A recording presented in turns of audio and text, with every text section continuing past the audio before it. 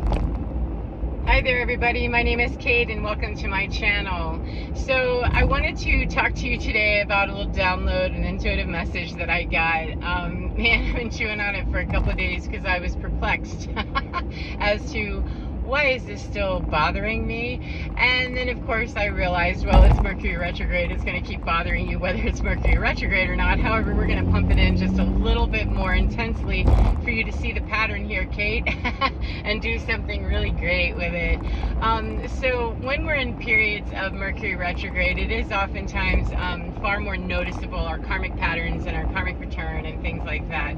However, it doesn't mean that that isn't showing up all the time. It's just we tend to be a little more prickly, a little more sensitive, a little more able to notice when we're irritated or we're feeling hurt or we're feeling triggered in some way or another. So let me set up this story for you. I am an avid outdoor person. I like spending time outside and mostly alone. I really don't invite people into my outside world. I keep my outside world inside, and pretty much I camp alone, I hike alone, I do all my stuff alone. And that's really where I'm at my happiest, because that's where I bond and come back to my true nature with nature. My more authentic place is found when I'm hugging trees and sitting on boulders and just, contemplating my navel. So I have someone that I know who, it's interesting to try to catalog people as friends, acquaintances, or work. I have some issues sometimes with trying to decide who are these people and what are they doing in my life. This is not a relationship that's really nourishing me or bringing me a whole lot of, anything that feels good except irritation. And so if I feel the irritation, it's mine, and it's up to me to put the line in the sand about what that's about. And so anyway, I have this person that I know who, a couple of them, one of them wants to just throw himself right into everything I'm doing. Oh, can I go do that with you? Can I do that with you? And can I go camping with you? And I'd planned this trip, and I said, no, you really cannot, because someone else is already horned in, and I let them, to be a part of my next camping excursion. We've already made an arrangement, and I was starting to feel discomfort with that because the plans were unstable. The person that I was planning this with, that I could take it or leave it, mostly leave it, honestly, not to be rude or hateful. It's just, you have to really like outdoor if you do camping with me, because I camp with a tent, there's no plush, there's no nothing, there's a vault toilet maybe, and if not, there's the woods, and all kinds of critters, bugs, etc. That's where I thrive. However, I understand that's not where other people thrive, and so I'm very quick to, discern. And this person just kept coming back. Can I go? Can we do this? I see you out hiking all the time, and I know that you go camping. I want to go too. And I'm thinking, okay, what am I supposed to do with this? And so I prayed, just roll with this, let this unfold. And so, I'm very fond of letting things unravel and unroll themselves exactly as they need to, without me controlling it a whole lot, because I thought, if this is going to happen, it'll happen, and I'm going to learn something no matter what. And if it's not going to happen, it won't happen. It will denude, it will devolve, it will unravel, it'll do whatever it has to do. But planning tentatively for weeks, well, we'll go at this time, then we'll go at this time, then we'll go at this time. Well, as it is, the weather got nasty a few days ago. The weather got nasty, and we got monsoon type stuff here in Colorado. And so the forecast a week out was looking very monsoonal, and where we were going. And this is a place I've never been before. It's further south than where I had originally planned to go, and all of these different things. And so I thought, well, it's okay, the chance of rain is 50%. That's pretty high. However, I'm in it, I'm down for it no matter what. And the questions started coming in. This person got questions, which you're asking me to be all-knowing and a seer of weather, and I am not. I read the weather apps just like anybody else, and well, is there gonna be lightning? Is there gonna be this? Is there gonna be that? Is it gonna be hot? And like, you're asking me questions that, no matter how skilled I might be, in intuiting things and prophesying some things, weather isn't one of my skills, thanks anyway. That's a wing it, and see what the world brings to you, that it's not something I know right off the bat. I'm looking at it just the same as you are, and we're going to gamble, as to whether we're going to get wet or not. And I said, even if we did, and there was, severe weather, we can always change our plans at the last minute. We can always juke and jive, as they say. We can always, MacGyver that shit and keep moving it somewhere else, or go home, or, sit in the car for a little while. Well, I don't want to do this. Well, I don't want to do that. And it started turning into this irritation of, okay. And so I prayed, I'm like, this is really starting to sound like something I don't want to be a part of. How do I kindly and gently let this person know that I ain't about it? I'm pretty industrial in terms of, if it rains, it rains, fine. There's lightning, I pay attention. However, I don't stop what I'm doing necessarily. It depends on how close it is and what the danger is, what the actual risk is. Not just that I, am triggered to, oh no, right from the very beginning. So the days went by as we were planning, and the weather wasn't clearing up. It was looking like it was going to stick to its original plan, possibly worse, And I even considered, okay, I probably need to readjust, just find somewhere further south or way further north to get, through the expanse of this monster storm. And so I presented these ideas every time that there was something presented to me of, well, I killed myself, to some degree, with trying to figure out a new plan. And I realized, a couple of days into it, I go, what am I doing that I'm readjusting and trying to placate somebody whose fear is driving them? What kind of bullshit is this, that I'm playing this game with myself and this person? That I prayed and I said, look, I don't know how I can do this, that I want to be kind. I don't ever like to slap anybody's vulnerabilities or, cause them shame or, trigger shame. I can't cause it, but I can definitely do, a whole lot to trigger it. And I certainly don't want to do it intentionally. If it happens as a byproduct, oh well, that's not my intention. However, I do go out of my way, generally speaking, not to just provoke people into their worst place. And somebody who's already, screeching to me pretty much on every level that they're afraid of what they're doing, that, I gently sent a message and said, this is probably not the trip that you're going to want to, go, because there's a lot of factors that I can't guarantee you anything. Nothing is guaranteed regardless. When you go out into the wilderness, nothing is guaranteed at all. I said, however, we've got some other, prevailing factors that really need attention if you're going to be most comfortable. I have experience with this and I don't mind. This is what I do and I'm used to it.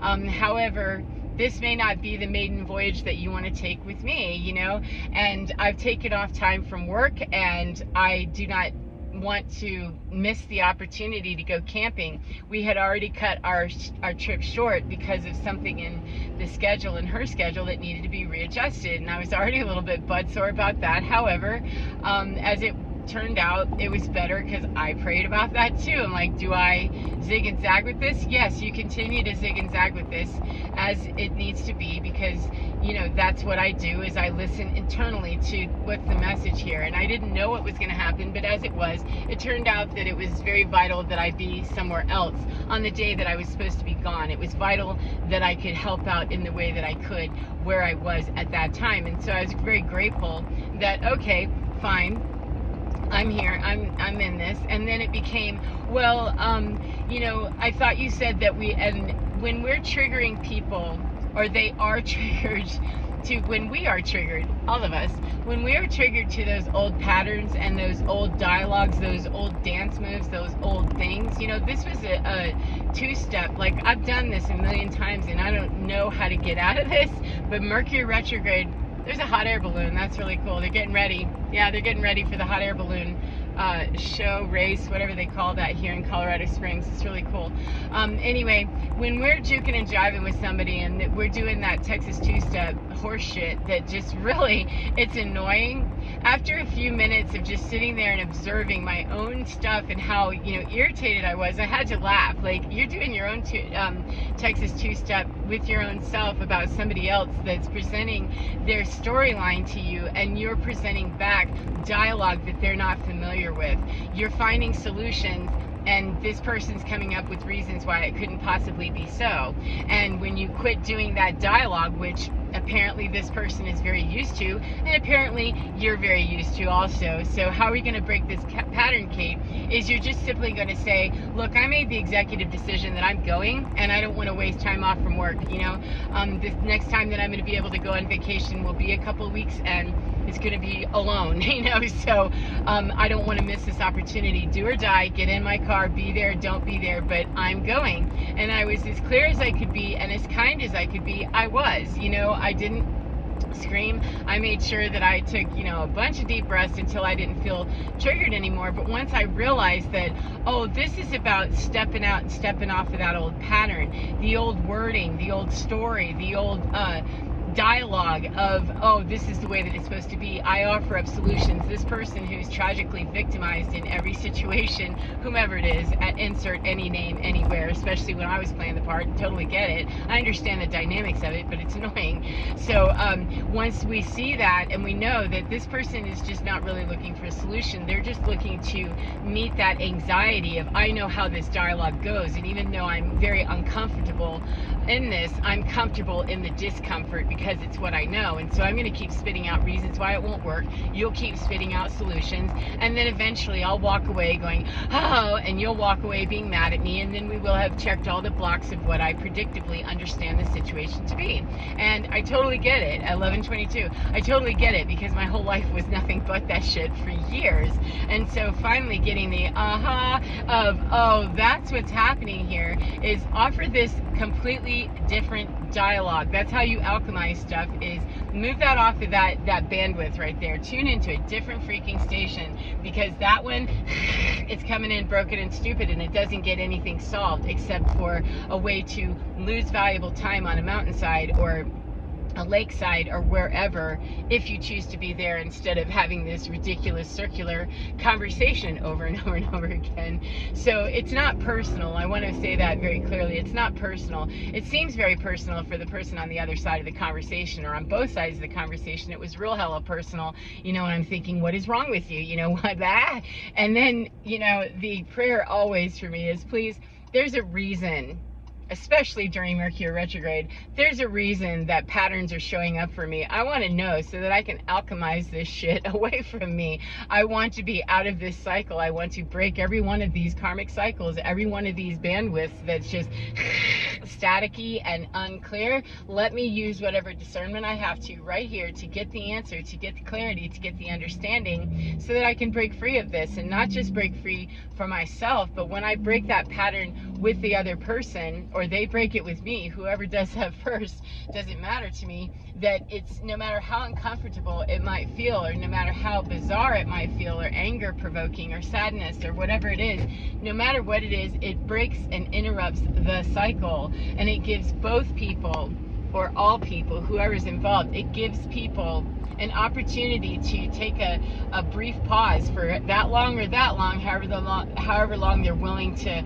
allow that gap to stay open before they close it with the old patterning, or move on to some other different thoughts that continue to widen the gap and widen the gap and widen the gap. But the more that we break those patterns and allow those breaths of, okay, this is really freaking uncomfortable, I don't like it, however, I have to deal with this in a new way. And so in this instance, I'm going to think that the person on the other side of the conversation really wasn't willing to widen the gap at all, because it became a conversation of, well, blah, blah, blah, and a lot of projecting, and a lot of, just not hearing what I said, not hearing what I said at all, or taking what I said and assuming that the understanding was based on her framework and her own filter, which is badly misrepresenting what I said, based on her own wounding and her own trauma, etc., etc. It's a pattern. It's a well-worn pattern that we as human beings, our psyche, when we are unhealed and we still have damaged, wounded parts, and we're trying to trauma bond with people, that is the wording, that is the dialogue. It all looks very much the same. Even if the, dialect, so to speak, is different, or we come with, some different vocabulary, it's still all that same genre and bandwidth of staticky and just unclear. And so offer this situation something new, something different, and it caused ruffles. It caused, some discomfort. And I thought, well, it's okay, because my priority is not to offer solutions to someone who really doesn't want solutions. And he was asking me to either help them complete this karmic cycle so that it rests right there to start a new karmic cycle somewhere else immediately, or the next time we brush up against each other weird, or to complete this karmic cycle as in, cut this and clear it, whatever we're doing. Now, I don't know what her soul itself was asking for. I know what my soul was asking for, which is, show me how I can break these ridiculous conversations with myself and other people, stop wasting my time when my priority is to grow my own self and to know my own self and to spend time bonding with nature, with my dog, and really getting in touch with what the next piece of the puzzle is for me at all times. And so that's my priority. If that's my priority, I'm not getting in touch with any of that if I'm busy trying to find solutions to make it easier for another person to face their own fears. I'm not saying that I don't have some assistance I can offer someone in helping to build their courage. However, when we're hand-holding and we're just begging people and, giving them 1,000, and I've had this happen. I've had people, offering me 1,000 different solutions. I get it. I understand the dynamics of it. However, it doesn't serve. It didn't serve those people that were trying to beg me to grow up the courage and, have the faith or whatever. It didn't help them, and it didn't help me. It just helped me keep that pattern ingrained of how many different ways I can find an excuse, because when we're in that victimization role, we're going to continue to find excuses. We are going to continue to find reasons why. Whereas when I was left a few times to figure shit out on my own, like, well, you don't want to find the solution, then I'm going to go do this. That only happened a few times because I was in highly dysfunctional relationships, codependent and toxic AF, and so it didn't happen very often. However, when it did, man, that slammed harder than anything that could have ever been screamed at me in one of those toxic karmic conversations with somebody. The very quiet, just closing of the door of, no, the conversation's over and you're going to have to, make your decision. Here are your options, and I'm moving on now with what I need to do. Those conversations were far more impactful and far less in my life than they are now. As a matter of fact, I try to move very quickly out of any kind of a looping conversation with someone once I identify it. However, this Mercury retrograde, apparently 17-17-88, Kate needed to revisit a few times because another friend of mine, another acquaintance, somebody, that's orbits in my world, he wanted to hop in and, can I go with you? Can I go with you? And, couldn't let that go. And so karmic situations, karmic conversations, that's one of a different type, but it's all the same bandwidth. It doesn't matter what the vocabulary is. That needy, clingy, I need you to do something, I need this to be the most comfortable resolution to my discomfort, for you to do something, to include me here, or make sure that I have my Scooby snack and I'm tucked in and all warm and fuzzy with my whoopee, to feel good about myself. Those relationships do not work. They're very dysfunctional, they're very codependent, and they're very toxic. The only one that can reach that place of comfort for me is me. Now, I can be comforted by other people. However, I will constantly be seeking the comfort of other people if I don't know how to bring that to myself first. And unfortunately, not many people on this planet actually grew up knowing how to do that, how to provide for themselves, or how to have that kind of faith in their own internal ability to self-soothe and to reach a place of balance. And so at times when we're super hell oppressed, like Mercury retrograde and full moon, all of these different cosmic alignments and new energies that are coming in, man, people are scrambling hard and losing their minds, and really eyeballs are spinning. And I completely understand it. It's not a matter of, having a lack of compassion. It's a matter of saying that I'm not here to make sure that everybody else on the planet is comfortable to the exclusion of my own comfort. That's ridiculous. That's what codependency is.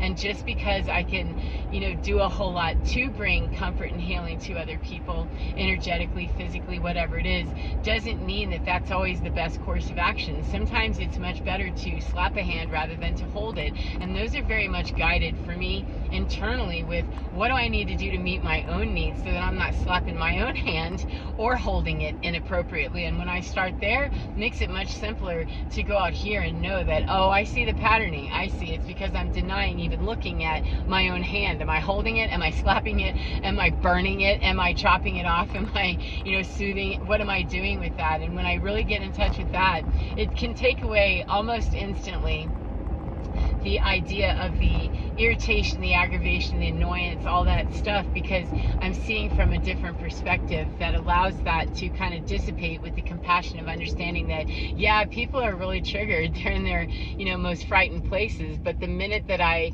reach out and touch that frightened place in me that thinks that I've got to, placate the whole world, once I take care of her, then it's much easier to see that, observe that in other people, and not feel the fear of rejection or abandonment or oh no or any of that. And then, allow people to wander away, wobble away, do whatever they do, or stand up in their own, stuff, pick up themselves by their bootstraps, pull themselves up, and, stand in their authentic place. However, offering them no opportunity to do that on their own means that I'm denying my own as well. So anyway, almost to the farm. I'm going to be working with my horses today, the horses today. They're not mine, but yeah, I like to be with the horses. They say a lot of really good things to me all day when I'm here with them. Very wise. So take care of yourselves and enjoy your day, no matter what part of the day you're in. And remember to get within your skin, because you're divine. It's absolutely fine. And it has the ability to nurture you, to soothe you, to bring compassion and kindness and forgiveness to you. If you reach inside there a whole lot more than you expect someone out here to do it, because the minute they disappoint you, it can cause a great deal of grief and sadness and abandonment issues. So better to start meeting the needs of that which feels abandoned within you than somebody else. That's their job to do. So take care of yourself, as I said, and enjoy your day. Get within your skin, because you're divine. Oh my goodness, it's absolutely gorgeous and totally fine. Take care, and I will see you again next time. Mwah.